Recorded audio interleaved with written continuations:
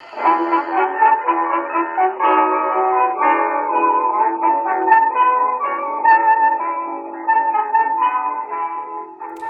Monday, everyone. Welcome to Off the Menu. I'm your host, Vincent Franchini from Tumblr House, here with a democratic Charles Coulombe. Democratic. Yeah. Democratic.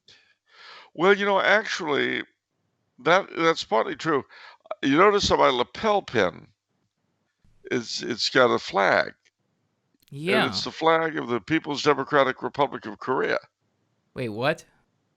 The People's Democratic Republic of Korea, North Korea. Why? Well, it goes with my death's head tie. How? Well, see, the tie has skull and crossbones all over it. Yeah. And also, by the way, in reverse, black and white also. I could have turned it over. That's one of the little things about it. But see, North Korea is one of the most lethal and criminal regimes alive today. And so the symbolism on the tie would make sense, given that I am dressed as the president of North Korea today in real time being Halloween. You don't look like him. What do you mean? You're dressed. He doesn't dress like that. Does he have a bow tie? He doesn't wear a bow tie.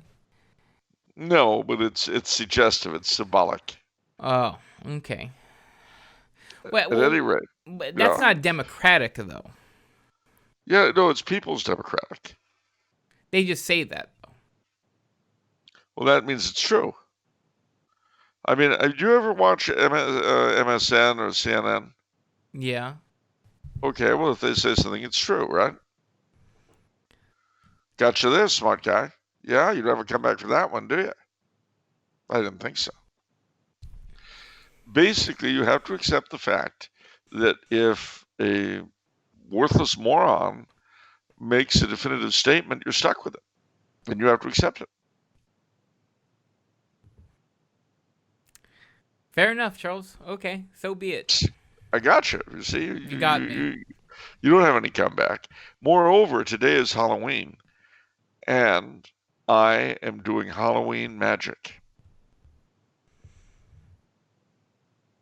Conjuring the spirit of Kim Jong-il or Kim Un-nun or whatever his name is into your very presence, the totalitarian spirit. And that isn't all. Do you know what I did this evening while you were busy enjoying yourself at the height of the fabulous Tumblr House Tower? What? I was dealing with trick-or-treaters. They praying for your dead? Yep. They all are. And you know what else? I had the candy blessed by one of the priests here before I started giving it out. Nice. Yep.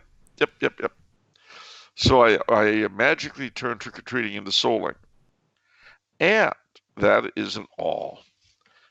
I would have liked to have carved a jack-o'-lantern. Unfortunately, the pumpkin talent available to me really didn't permit. You see, I did sketch out with pen. Yeah. But it would have been, it just wouldn't have worked. Yeah. It's too squat. And it's really full. It will go into a pumpkin pie tomorrow, though. So it's not totally useless. But this, you can't really get good carving pumpkins over here. This is not a good carving pumpkin. No. I have no doubt it'll be absolutely perfect in a pie. But it doesn't look like much of a carving pumpkin, does it? No. No. Why did some American businessmen go over to Europe and sell to you Yanks? I wish they did. You know, one thing that happened here was a huge rush on the 2 or 3 American stores that sell American candy here on candy corn. The candy corn vanished. I was very fortunate, however. I got the last candy corn at large in Vienna, and I've just given out most of it to my classmates, although I have retained a small, though substantial stock to help me get through the holiday. That's smart. Yeah, I think so. See, a great deal of husbandry, stewardship of time and resources, is setting aside things like candy corn for periods when you know you'll need them. You remember the dream Joseph had in Genesis about the time of famine and how he set aside candy corn for that period. Is that what it said? Maybe.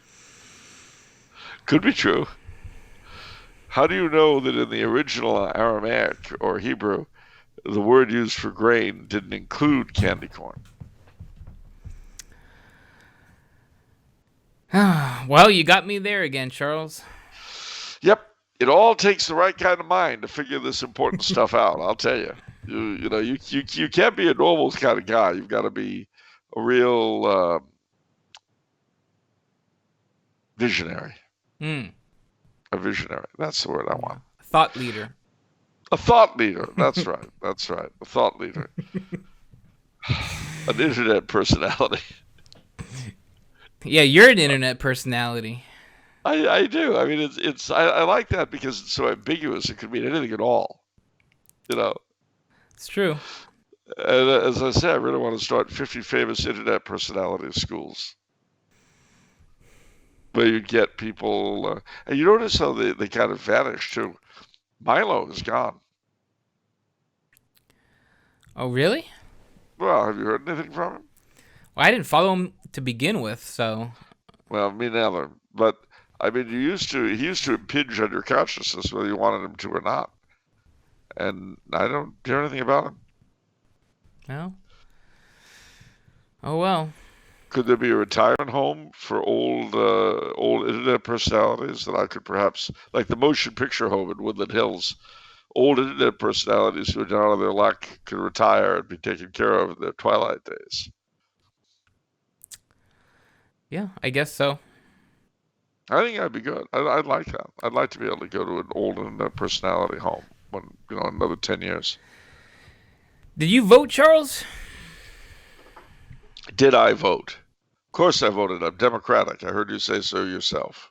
That's right. Yeah. Did you vote the right way? I voted. Did you vote the way we want you to vote? I don't know what way that is. And as a Knight of Columbus, I am pledged to the sanctity of the ballot box. You don't have to. You better voted for Trump. Oh, you never know. Maybe. Could be. Could have voted for Trump. You'll never know. And you know what else? I got my ballot in yesterday. I filled it out. I went up to Vienna. I put it in the post office, and off it's gone. And as long as it's in the mail by, it's postmarked, in other words, by Election Day on Tuesday, it'll be counted sooner or later. So I will have an effect. My vote counts because, gosh darn it, that's what our country's about. Counts toward what, though? When it comes to the presidential election, where is it counting toward? Got me. I don't know. I can't believe you're going to do this. Did you vote for Trump or not? For whom? When? I'm not gonna say who I voted for. That's rude. Is it rude? Yes. Didn't they teach you better when you were young, never to ask or answer that question? No, they never taught me that. I missed that class. I guess you did, or you were a lot younger than I am, one of the two. But no, in my day, they were always. It was always impressed upon us that you never ask people directly who they voted for, and you should never feel obligated to say. Whatever. Well, so you got to bear in mind that in those days, politics were considered secondary to decent living. And the unspoken assumption was that both sides were trying to do their very best by the country, but differed purely on the means of doing it. I don't think you voted for Trump. Silence is, it's like a St. Thomas More situation that you will not, you You can think you what won't you answer. want. No, you didn't vote for Trump. That's what it is. You You don't did know not that. vote. I'm I so did embarrassed vote. and ashamed. I can't believe it. You stuck to your guns. No, I know you didn't vote for Trump. You know how I know? Because he didn't put in a judge, and they didn't retract Roe v. Wade yet. So you're going to stick to your guns. Oh, well. Well, not necessarily. You also have to bear in mind that I was informed by reliable sources that there would be rioting in Los Angeles if Trump won, and rioting in Los Angeles if he lost. Okay.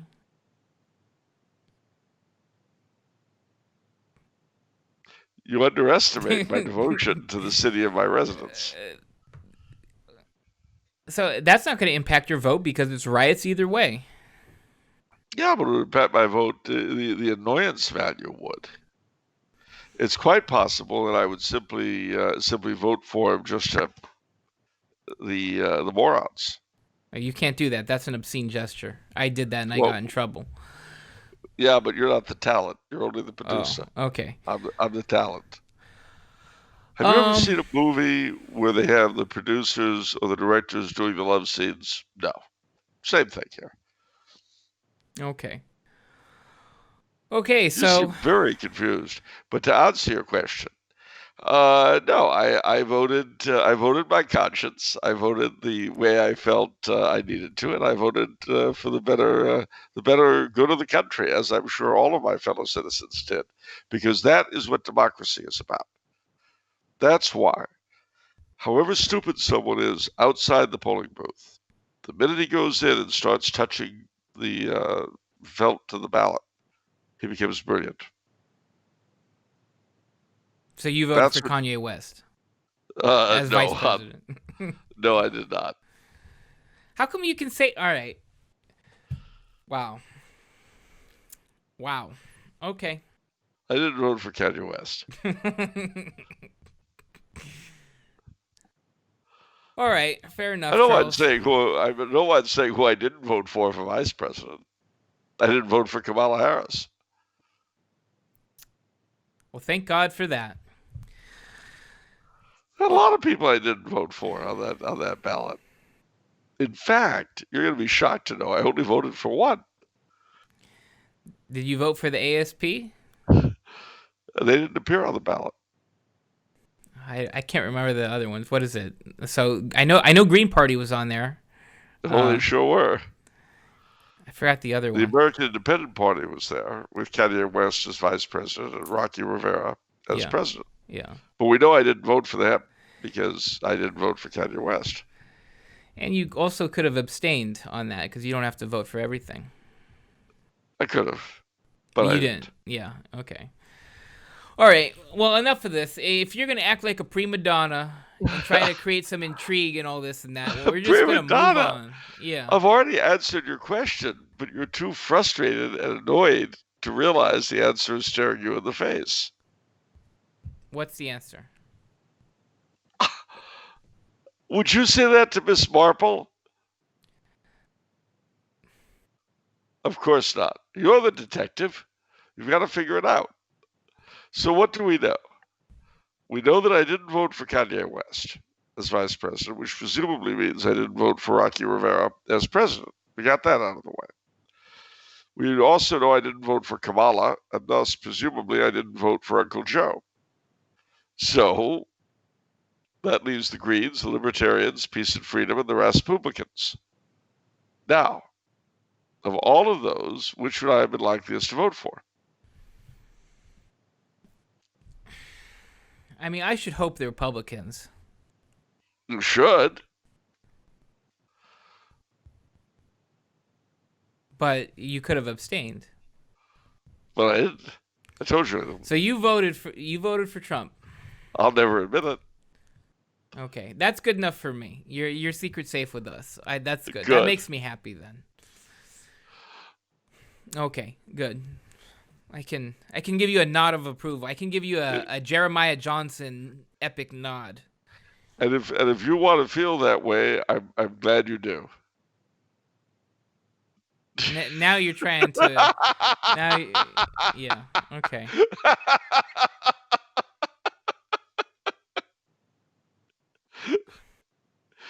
Let me tell you, the fact of voting is more important than who you vote for. What's important is that you exercise your democratic right as an American. Good. I'm glad we're on the same page. Whatever page that may be. All right. I don't know what's going to happen. I think it's. I'm just savoring Halloween night. So, I think I'm not putting it as a meme of production, but someone sent us a meme saying, "Isn't Halloween a little bit redundant? We've been wearing masks every single day." Well, yes, there's that. There's that. And of course, you know this. You know the joke about Halloween in my family. Yeah, the one of the 2 days you can be yourselves. Truly. That's right. Yeah. The rest of the year, the other being April Fools. The rest of the year, we have to pretend.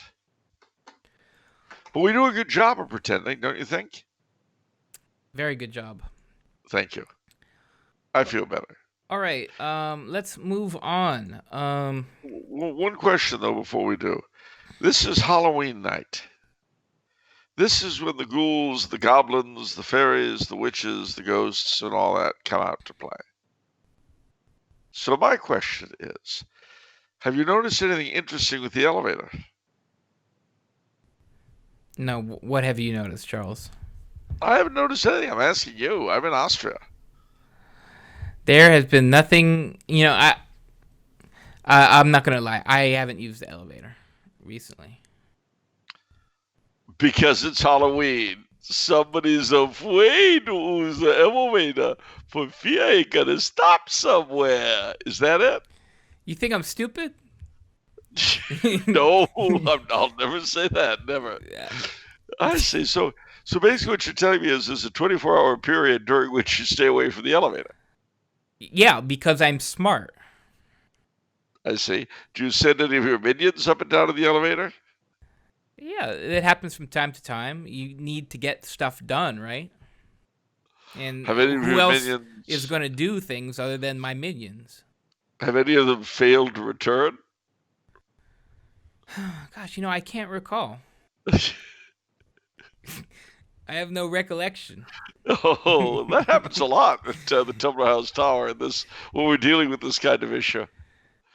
I remember the time that it was Halloween night 3 years ago because I was still in town, and you had summoned me up to your office for I don't know what it was, some sort of a meeting, and I was really in a hurry to get there and back again so I could get back to the house, carve the pumpkin, and do the usual Halloween stuff I did every year. So I put the 35th floor, whatever it is, thing opens up. I get in, I notice that the 13th floor was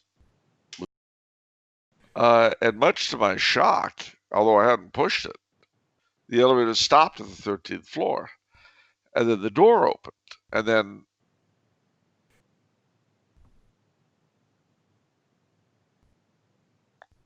I'm sorry, what were we talking about? The 13th floor. Ah! Yes. That's right, the 13th floor. So I told you 3 years ago I was going to go up to your office because you summoned me up there for something. I forget what it was now, but it wasn't that big a deal. But anyway, so I get in the elevator and we're going up to the penthouse. And then I noticed that the 13th floor was there. The 13 was there. And I thought, I didn't push it, obviously. But then the elevator stopped at the 13th floor. And the doors opened. And then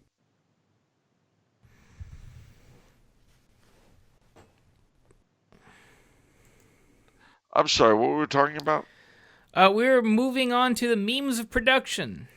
Oh, the memes of production. Wonderful. What about them? We're starting them. We're starting them right now. We're going to nationalize the memes of production. For the common good.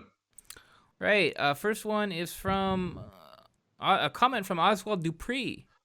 He says, "Don't mind me. I'm just celebrating the victory of the English over the French at Agincourt." You know, he's on his way back to the States as we speak with his tail between his legs because his whole Danish thing was a flop. His collection of John Travolta memorabilia is coming by ship, so probably get back there in 4 months. I haven't heard of this battle. Tell us about this battle. Was it an epic battle? It is totally unimportant. It didn't matter at all. I think Oswald really wants me to talk about something like the Battle of Fontenoy. Okay, I don't know anything about that one. No, well, Oswald has issues. By the by, you going to give him a job when he gets back to LA? We'll see. I don't want to say anything because that creates an obligation of sorts. Anticipation on his part that somebody is willing to employ someone with his notable lack of talent. All right, next meme. This was just submitted to us from Loyal21 on Twitter. King Louis XVI says, "Hey, France is broke because we helped you against the Brits. Can we get our money back?" George Washington says, "Did the past really happen?" Well, yeah. No repayment without representation, eh, George? Yeah. The only excuse for paying the French back would have been if there had been American members in the French Parliament. There weren't, so. I mean, but when does one country pay another for help in the war? Oh, all the time. One of the ways that the United States were able to exploit the Depression to Europe was by demanding that our allies repay their wartime debts to us at once. But isn't that done via a contract of some sort, like a formal contract? Usually today. Because otherwise, I mean, if there is no bill, it's easy to dismiss, right? I mean, you want to solidify the obligation. But there was a bill, but it wasn't important to those in charge. Oh. You know, it really is. I wouldn't worry about it. All right. Very good.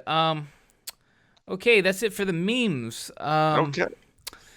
So just shameless plug, become a patron for as low as $5 a month. Support the show's growth. We're probably going to come up with another overflow show to come up, or a catch-up show, if you will. Will it be colored red or brown? Yeah. So what? Yeah, we are really behind on questions, so we really need to do a lot of catching up.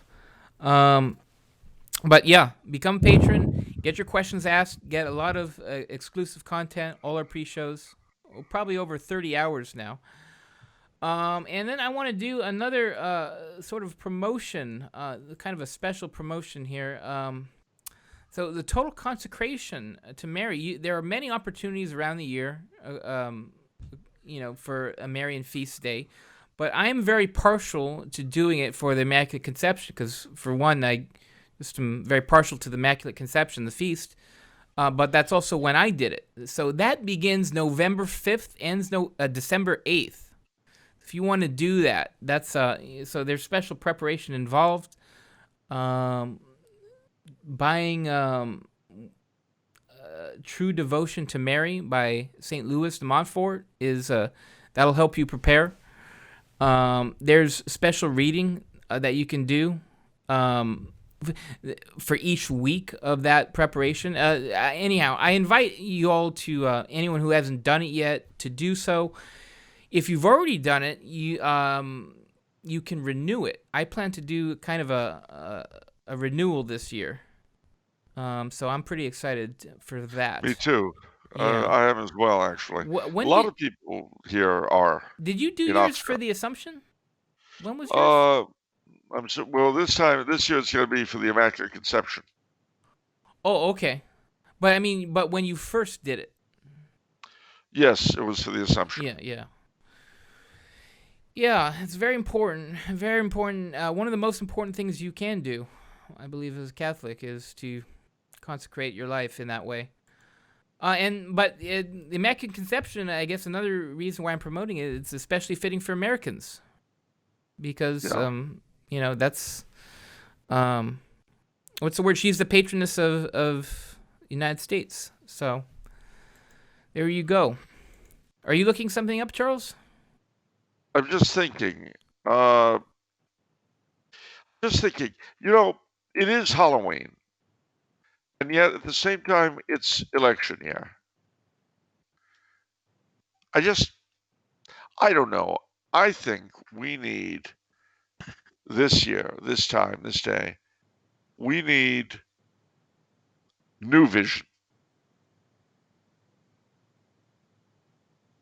Okay, go on. Well, consider the jack-o'-lantern. Okay. The flame of knowledge burning through those eyes and nose and grin, I think reflects what we should be aspiring toward in our national leadership. Flames. And a big grin and eyes and stuff. Yeah. Yeah. It's very, it's pretty vague. Well, no, not really. I mean, some people call the Trumpster the Orange Man, so perhaps he's sort of halfway to a jack-o'-lantern already. You should have dressed up as a jack-o'-lantern, because that's your Batman supervillain.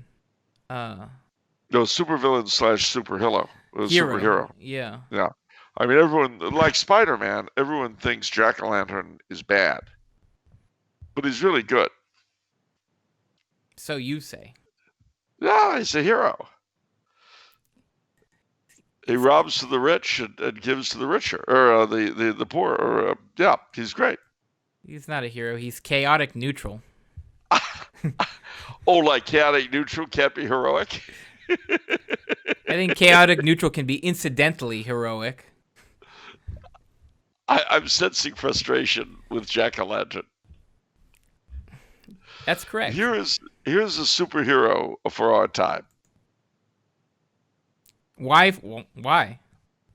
Why? Because he doesn't take guff. I mean, you could see him showing up at Governor Newsom's place, and saying, "Oh, Governor, it looks like you're violating the COVID regulations." Okay. Yeah, see? He could do this. You're not interested, though. You don't want to back this comic book, I can tell. Or, sorry, we say graphic novel now. We don't call them comic books anymore. That's right. All right. Time for the questions. Oh, I don't know if I'm ready. It's Halloween. Now you're ready. Okay. Ted, rested and ready. So, Ted, I'm orange. All right. A bunch of questions from C. Okay, C. Do the many U.S. unjust wars, war crimes, and funding of immoral activities abroad entail that Americans make non-interventionism the number one issue as they vote? I include, for example, not tying U.S. aid to Kenya on their legalization of abortion, as Biden once spoke of. If so, is there not a further obligation to vote for a non-interventionist third party, given the duopoly seems irretrievably tied to war? That's a very good question. I would say abortion remains the number one issue, always. But interventionism is a close second, especially because, as he points out, it's very often tied up with the export of abortion. Yeah. All right. If so, how can U.S. Catholics, as an important voting bloc, be motivated to agree? Well, honestly, ultimately that's going to take a change of heart on the part of the hierarchy. They are going to have to get their act together. There's no other way around it. Although there are some, like Bishop Strickland of Tyler, Texas, who are beginning to really sound a prophetic voice. I saw from one of our fans. He showed I think a letter from a diocese in Victoria, yeah, Texas, and they had mandatory mass starting in early October, if I'm not mistaken, which is Yeah. shocking to me because here in California it's still a mess. Huh. Well, yeah, because, well, I mean, that's good. That's great. I'm happy for that. The rest of the United States is uh, some of these dioceses are back to normal or quasi normal at least, where they can do that. But yeah. Anyhow, all right, um, so makes anyhow, sense. C has a comment. He says, the best I can come up with is arguing a long game. Should parties such as the ASP, my preference, or libertarians reach 5% of the vote, they will receive something like $80 million in federal campaign financing, potentially a step towards growth in major parties. Ultimately, yes. I mean, unfortunately, in this year, uh, with things so terribly divided between the Trumpster and Miss Kamala, uh, is a little bit shaky for third parties, I'm afraid. Hmm. But let's see what the future holds. You definitely voted Trump. All What do right. you mean? Well, you said it's shaky for third parties, as in, it seems like you're acknowledging, like, this isn't the year you vote third party. I didn't say that. I said that this year a lot of people won't be voting third party who normally would have. Yeah, I know you didn't say anything definitively, but I read you like a poker player reads another poker player, and you're Let bluffing. me tell you something. You got to know when to hold them, know when to fold them, know when to walk away. And you know what else? You got to know when to run. You never count your money when you're sitting at the table. Because you know what, pal? There'll be time enough for money when the dealing's done. Okay? Got it. All right. Thank you, Kenny Rogers. Yeah, that's the late, great. Sean Connery died today, by the I way. saw. Yeah, that's really sad. It is. It is. Hmm. Much missed, Sean Connery. Yeah. Yeah. All right. Bunch of questions from Joshua. Not too long ago, my brother, who was like myself raised Protestant, expressed to me his desire to receive baptism and enter the church. I got him in touch with a good priest and had him start coming to Mass. However, he has since lost all enthusiasm. Part of his reservations about entering the church stem, not surprisingly, from his issue with the fact that authority is currently vested in such a corrupt hierarchy. Another very important issue for him is the ambivalent and sometimes hostile relationship between America's founding principles and the Church's teaching on the role and purpose of government, specifically the doctrine of social kingship of Christ. What would you say to someone who's attracted to the Church but does not know how to reconcile their deep love and admiration for the ideals of the American founding with the Church's teaching on such matters? All right. Well, the first thing I would say, as far as the corrupt leadership goes, is that unfortunately, from time to time in our history, we've had bouts with corrupt leadership. And this is one of those times. We'll come through it, and we may come through it sooner, we may come through it later. But that does not alter his obligation to receive the sacraments if he wants to save his soul. Our Lord still comes down on the altar, hence the Eucharistic miracles. That's why those are so important, incidentally, to remind us that regardless of what the leadership are like, Christ still comes down on the altar for the purpose of saving us. As far as the other issue goes, you have to ask him a very basic question. What's more important to him, Christ or Jefferson? That's the first issue, not the specifics. If Christ told me one thing and Jefferson told me another, which would I follow? Hmm. And if I say Jefferson, then I shouldn't be a Catholic. If I say Christ, I should be a Catholic. Now, as to whether and how much the ideals of the Founding Fathers clash with that of the Church, that's something that, of course, is greatly debated. I myself have my views, as anyone knows, but again, it is a matter under debate. It's not a matter of doctrinal assurance. But at the end of the day, the Church speaks for Christ or it doesn't. And Christ is to be followed or not. If we say that something else is more important or truer than what Christ had to say, then we aren't Christians. We shouldn't be Catholics. If you say that democracy is more important, or the UN, or sound money, I mean, I don't believe, for instance, that Christ believes we should have inflation and that the money should be worthless. I don't think he taught that. But the question is, what if he did? What would be more important to me? The fact that Christ taught something that seems horrific, or sound money? I would hope I would have the sanity to say I'd go with Christ rather than sound money, no matter how rational it seemed to me. Does that make sense? Yeah. And this is kind of a hard distinction for us to make today because we come from a society that personalizes everything. It's all about me or mine.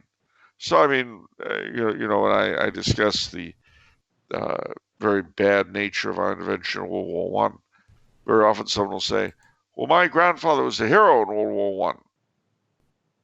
Okay, I'm glad.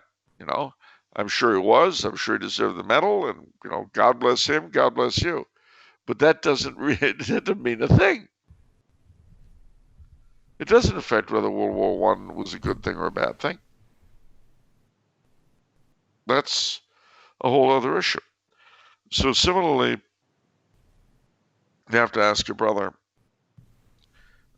in any area, if he was certain of Christ's teaching contradicting something of someone he likes, would he take the someone he liked over Christ? And if he would, he should not be a Catholic. I just have one thing to say. Joshua mentions that his brother has since lost all enthusiasm. I've had some experience bringing people, fallen away Catholics and such, back to the faith, and sometimes they lose their enthusiasm. And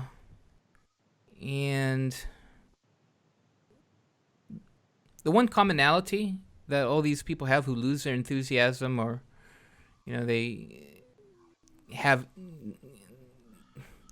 apathy, or they develop apathy toward it, they're not praying. You will not persevere if you don't pray. Period. That's true. That's it. It doesn't matter if you're Catholic or you're coming to the faith. You have to pray, otherwise you're done. And that's it. And I think a lot of the objections, whether it's the Pope's messing around or some of these other exotic things, in my opinion, that's more often than not a smokescreen for just lack of prayer. I have to agree with you. And that's it. Yeah. I have to agree. All right, what else we got? But I have to, let me say one last thing from Joshua here. I plan on sending this to my brother. His name is Jonathan. If you can, please give him a shout out. Thanks. Hi, Jonathan. Jonathan. Howdy. Howdy. Happy Halloween, Jonathan. Yes. Okay, another question from Joshua. What examples to the contrary would you offer to someone who claims that the United States of America, in both its ideals and overall practice, has, by comparison to all other nations, been the greatest, most free, and just nation in all of history?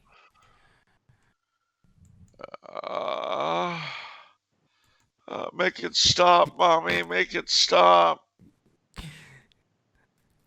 Obviously, such a person doesn't really know any history. There are certainly many examples when America has not been those things, and there have been examples when other countries have been. I would say Austria-Hungary was a very well-run place for a good chunk of its run. So when you say more just, you mean like what does that mean? You mean like the Salem witch trials? You mean like Lincoln suspending habeas corpus during the Civil War, or do you mean like the bloody Civil War itself? Are you talking about the founding fathers breaking their oaths to the king? Are you talking about the newly independent state of Massachusetts, Commonwealth of Massachusetts, prosecuting Shays' Rebellion? Or are we talking about abortion? Or maybe all the Japanese being shipped off to camps during World War II? I mean, I don't know. Where's all this going? What does it all mean?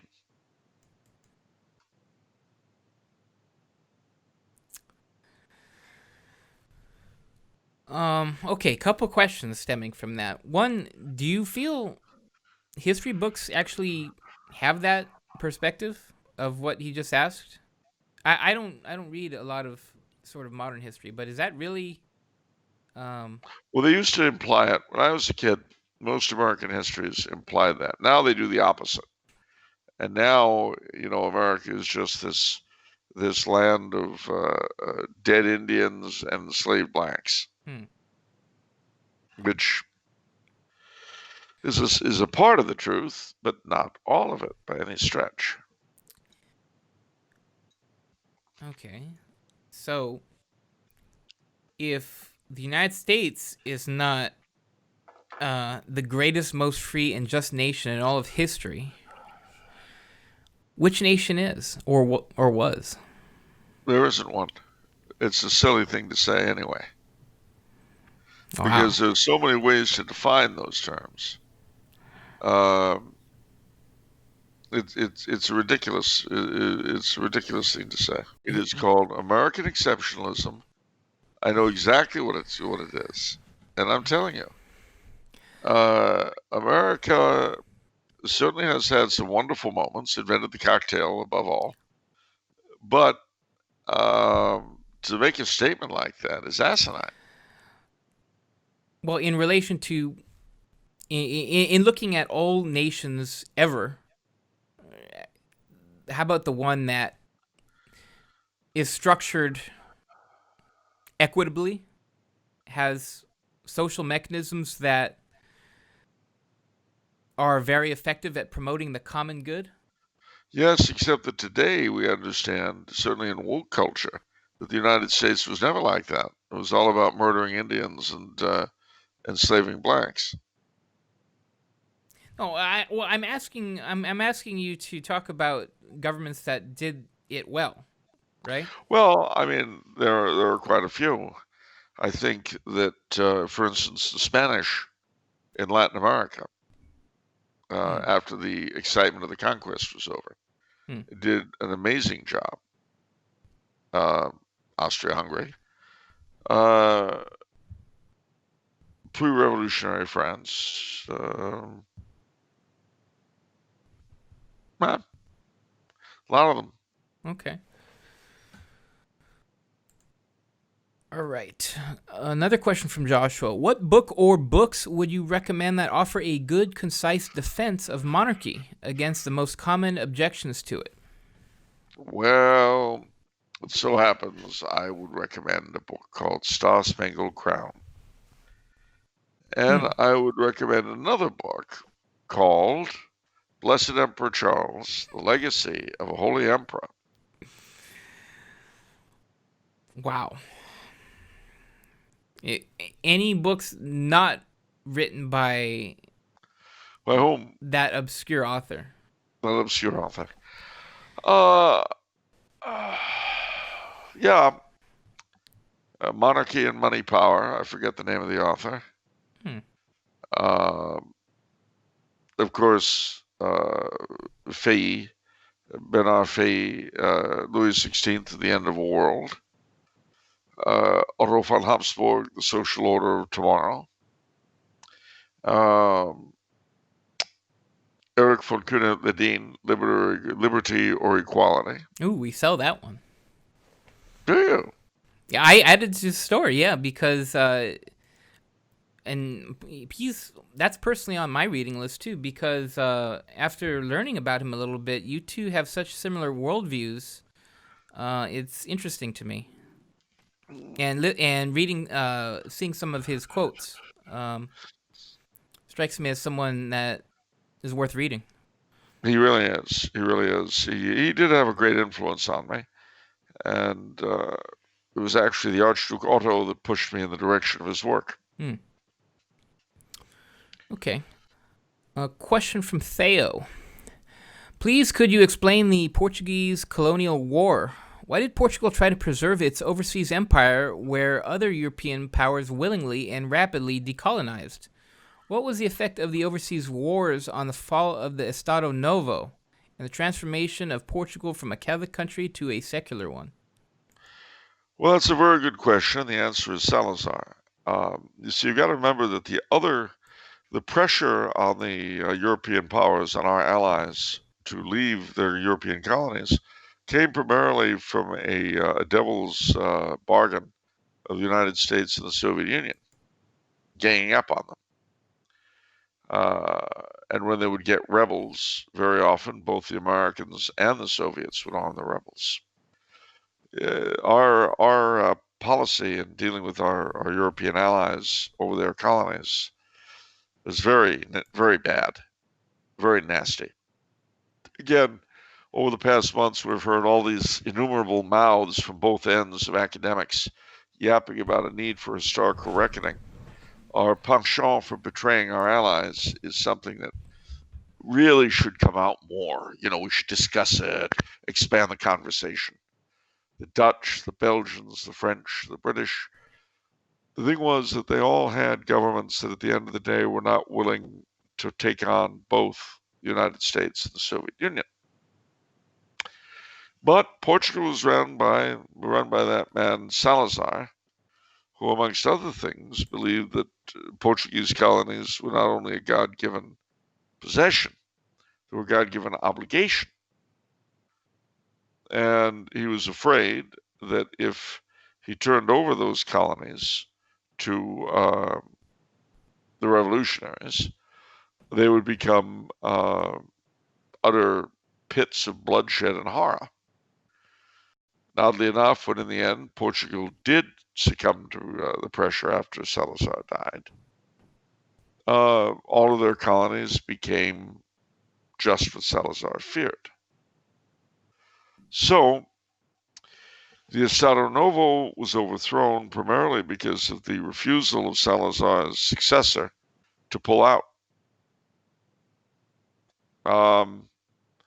Could the Estado Novo have been saved had they pulled out of the colonies? Well, maybe, but it would have meant abandoning a ton of people to what they got abandoned to in the end anyway. But at least the fault for that did not lie on the shoulders and the hands of the leaders of the Estado Novo. And what they would have done had they had to live with that kind of horror on their conscience. Who knows? Okay. Do you think, so you mentioned that the United States and Soviet Union, they brought in, what did you say, rebels? They both backed the rebels against America's colonial allies. For some reason, that reminded me of the theory that the left are funding the rioters, all these, in these places where they're writing all these out-of-state license plates and such and such. Do you believe that's really the case? Well, yeah. I mean, a lot of the funding for the rioters comes from elsewhere. A lot of them came from elsewhere. My nephew Albert, shortly after the riots ended in L.A., had to fly back to North Carolina and found that there were a ton of rioters, quote unquote, on the plane who had done their rioting in LA and now were going back to their various homes. How does that information come out? Because he heard them talking.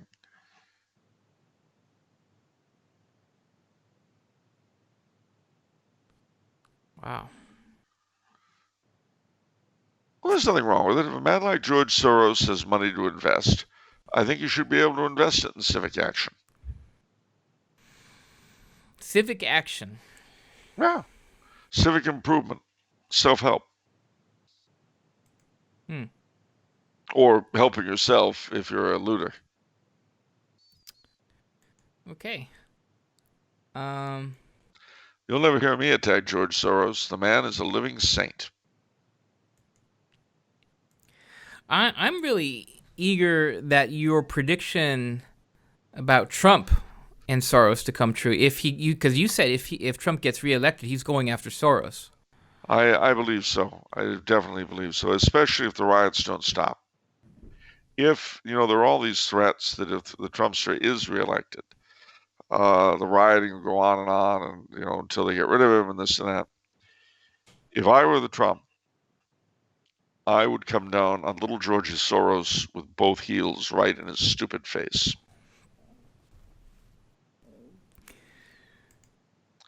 I would unleash Rico on that man. I would rip up every single thing I could find about him, freeze his assets.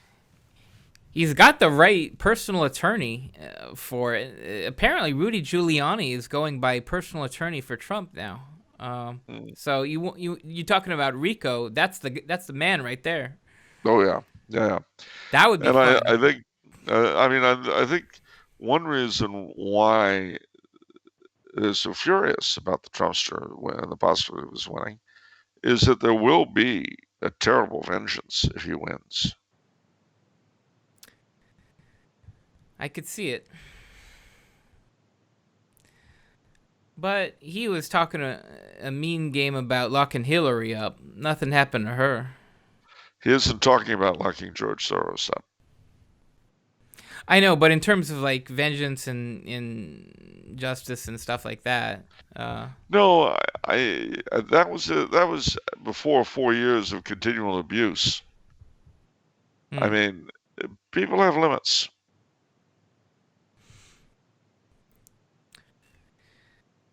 Whew. I was talking about prayer before. Everyone, please pray a lot before the election. It's kind of a big deal. What? Okay.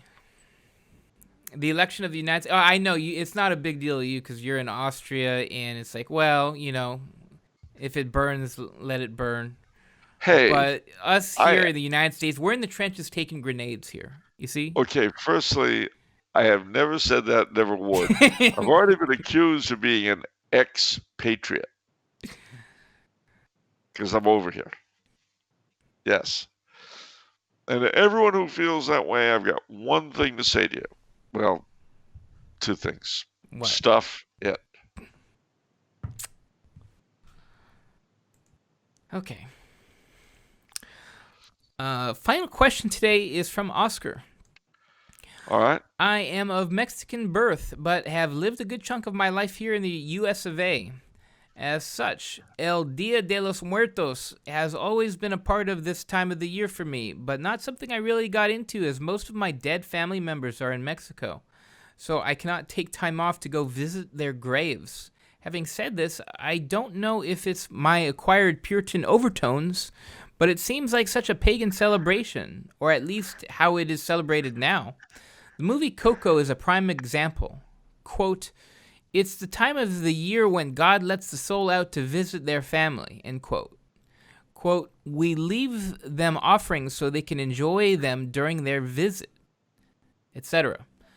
These are some of the explanations I've gotten for this day. Can Charles please comment on this celebration? Is it pagan or not in origin? What has it morphed into, and why has it gotten so big lately?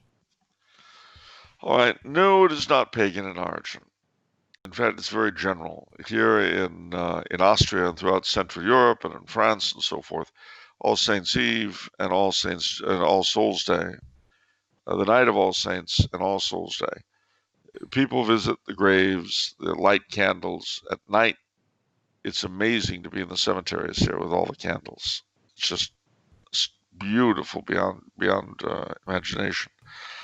No, it comes from an understanding, on the one hand, a deep acceptance of the church's teaching about the necessity of helping the dead through prayer and so on. It also comes through a sort of natural realization, too, that our dead are never really all that far from us. I mean, making their favorite dinner and things like that is something you see in a lot of different Catholic cultures, not just Mexican. So, no, it may seem a little bit peculiar to us, but I think that is because of our Puritan overtones. We'd rather be aborting infants than making the dinner of the dead. So. Yeah, that I kind of realized about myself that I'm kind of more used to an anti-Catholic society than a Catholic society. It's like I'm used to and comfortable with apathy, where everyone cares. It's like I know how to I know how to handle that. I'm not used to dealing with everyone caring deeply and screaming. It's just interesting. It's interesting. So it's a plenary indulgence to visit, or for the dead to visit their grave on All Souls Day, is it not? It sure are. Yeah, but you have to go to Mass for that, right? And confession. So, big opportunity. Big opportunity for the ones you love. Yeah. So we're entering the month of the Holy Souls. We are indeed. And remember also that there's the octave of All Saints. And during those 8 days, if you can visit a cemetery every day, from the 1st through the 8th, which oddly enough will be my 60th birthday. Just thought I'd mention this in case people want to send huge amounts of money and so forth. But no, during that octave, it's a good thing to visit a cemetery every day. Yeah, wait, is there a special blessing attached to that? Yeah, there is. There are all sorts of special graces. Look up All Saints Octave in Cemetery, and you'll learn more than you need. Okay. Any closing thoughts for this episode, Charles? I'll say.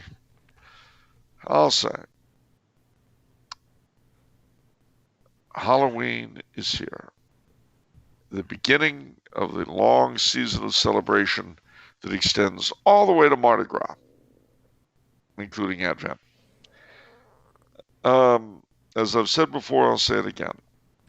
We're at very difficult times, very unpleasant times. Nobody knows what's going to happen. So celebrate these days. Keep them as well as you can. Do the Octave of All Saints. November the 11th, remember the veterans, pray for St. Martin. Do your Thanksgiving as well as ever you can. Keep Lent, December the 8th on the Immaculate Conception, keep Advent rather. Immaculate Conception, pray very, very hard for our country. On our patronal feast day, if you're belong to a culture where they have the Advent night masses, the Simbang Gambi or the Misa de Gallo or the Orate masses, whatever you call them, attend them. And keep those 12 days of Christmas as well as possibly you can. Ring in the New Year, celebrate the Epiphany, celebrate Candlemas and Valentine's Day and Mardi Gras to the best of your ability, because those things are real. Each of them symbolizes something real and true, as opposed to the drivel that the world is forcing us to concentrate on right now. You need an antidote. And that's the antidote that we've been given. For heaven's sake, use it so that you don't become poisoned by all the horror that's going on around us. That's my thought. And of course, because where I am, it's still Halloween. I want to wish you all a very happy Halloween. Okay. But that leaves one burning question for you, though. What do you think? What is it if it's Monday? Off the menu. And what about the soul you save? It may be your own. Especially the month of All Souls. God bless you all. Take care.